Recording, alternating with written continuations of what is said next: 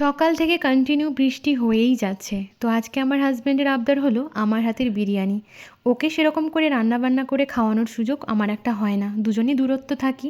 কারণ নিজেও কর্মরত হওয়ার কারণে রান্নাঘরের থেকে আমার প্রায় ছুটিই থাকে। তো মাঝে মাঝে দেখা হলে ওর একটু আমার হাতের একটু স্পেশাল রান্না খাওয়ার ইচ্ছে করে। তো আজকে সেরকম একটা দিন বাজার থেকে মুরগি প্লাস সব রকমের আইটেম জিনিস আনিয়ে দেওয়ার পর ওর একটু ইচ্ছে হলো চলো আজকে বিরিয়ানি বানাও। যেই বলা তেমনি শুরু হয়ে গেল আমার বিরিয়ানির প্রসেসিং। ও হাতে হাতে অনেক কাজ করে দিয়েছে আমার।